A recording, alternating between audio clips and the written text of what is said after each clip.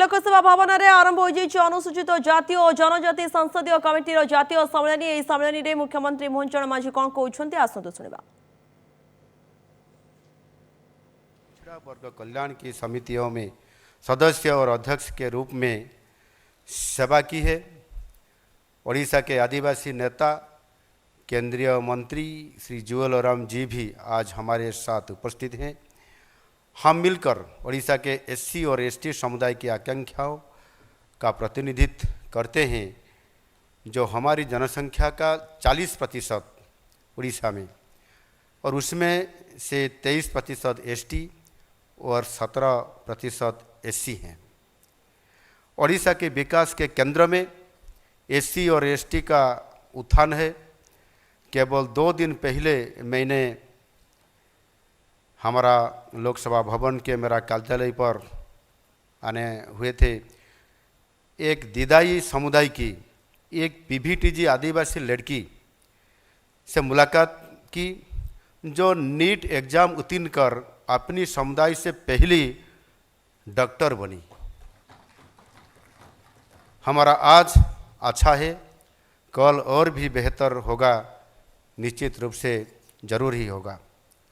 आज हमारा देश एक महत्वपूर्ण कालखंड से गुजर रहा है। देश हर एक दिशा में आगे बढ़ रहा है। कुछ दिन पहले ही हम सब ने देश की 79वां आज़ादी का दिवस मनाया है। हमारे आज़ादी के साथ ही हमारा भविष्य जुड़ा हुआ है।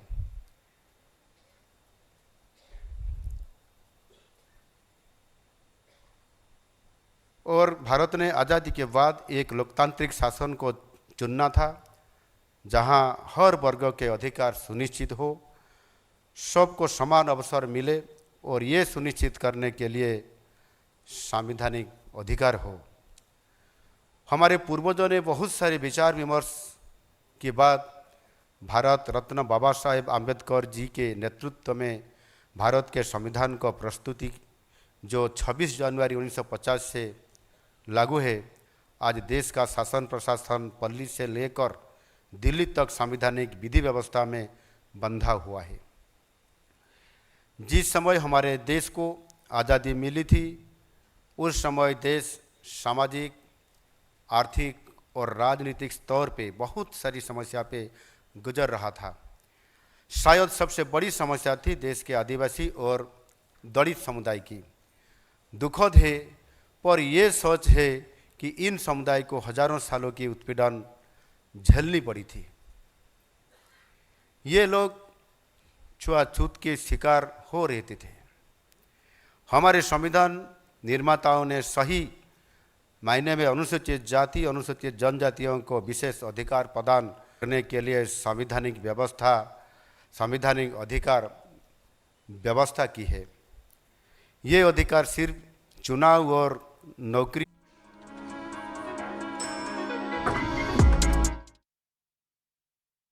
निर्देश है। ये दिशा निर्देश केंद्र सरकार के साथ राज्य सरकार के लिए भी लागू है। देश के सबसे कमजोर वर्ग को ये संवैधानिक अधिकार प्रदान करने के लिए आज इस अवसर पर मैं बाबा साहेब जी को श्रद्धांजलि अर्पण करता हूँ।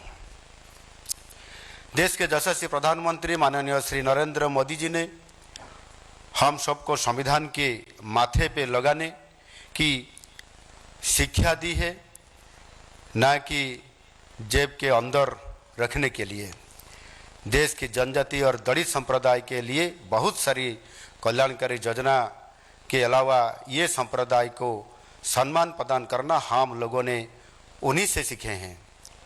आदिवासी नेता भगवान बिरसा मुंडा जी की जयंती को जातीय आदिवासी गौरव दिवस माननीय मोदी जी ने घोषणा की है।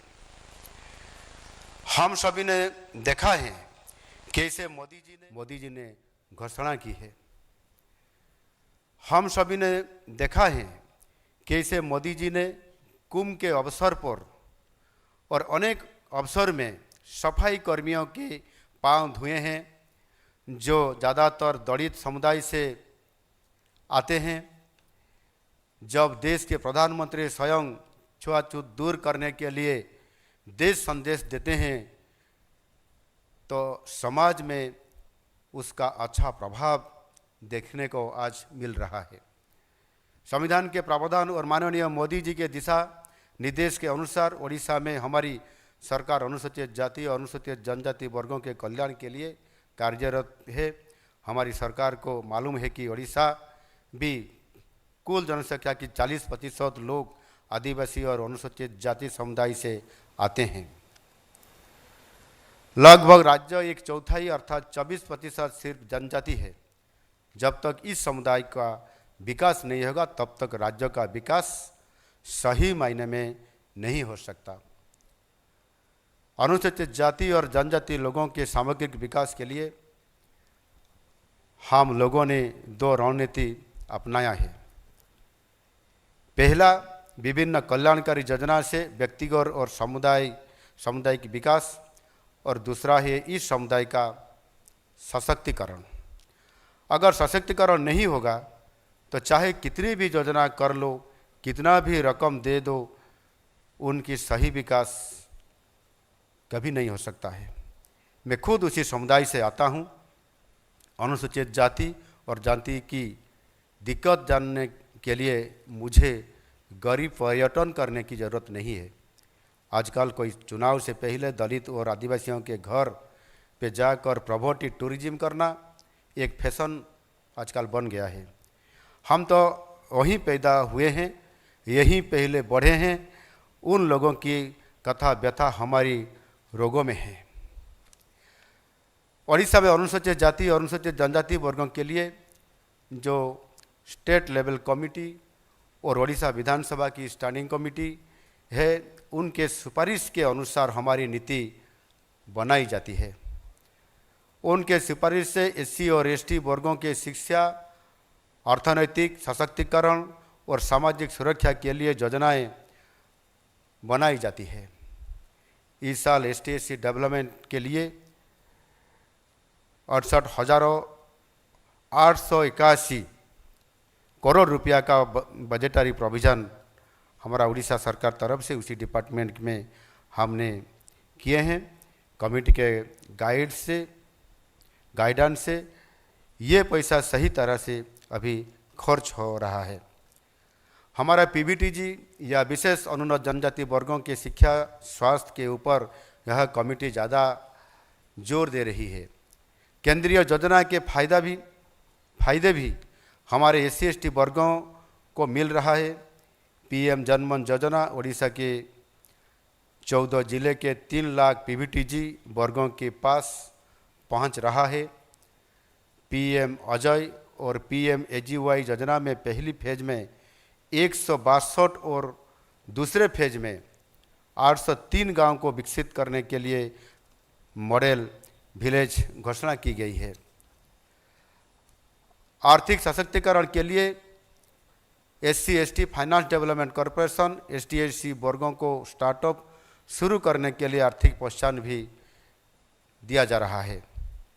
आदिवासियों का माइनर फॉरेस्ट प्रोड्यूस के लिए भी उपयुक्त मूल्य दिया जा रहा है। हमने ओडिशा में आदिवासियों के जीविका के लिए 100 फॉरेस्ट प्रोड्यूस प्रोसेसिंग यूनिट स्थापन करने का निर्णय लिया है और काम भी अभी शुरू कर दिया। फॉरेस्ट राइट्स एक्ट में आदिवासियों के जंगल जमीन के ऊपर अधिकार देने में ओडिशा आज एक प्रमुख राज्य है। हमारी सरकार भी अभी मिलेट मिशन में श्री अन्न योजना के तहत मिलेट की खेती के ऊपर जोर दे रही है, जिसका सबसे ज़्यादा फायदा हमारे आदिवासी भाई और बहनें को ही मिलता है। सशक्तिकरण के लिए शिक्षा सबसे जरूरी है, विशेष तौर से अनुसूचित जाति और जनजाति के लिए, क्योंकि साक्षरता की दर इन्हीं वर्गों से बहुत कम है। इसलिए शिक्षा के ऊपर हमारी सरकार सबसे ज़्यादा जोर दे रहे हैं। ओडिशा में 5 लाख से ज़्यादा विद्यार्थी हॉस्टल में रहकर पढ़ रहे हैं और इनमें करीब 60% विद्यार्थी लड़कियां हैं। कमेटी के सिफारिश से प्रयास कार्यक्रम के अंतर्गत ज़्यादा बच्चों के लिए स्कॉलरशिप और वोकेशनल ट्रेनिंग दिया जा रहा है। बच्चों को अच्छी शिक्षा देने के लिए हमने इसी साल 15 एकलव्य मॉडल स्कूल खोले हैं।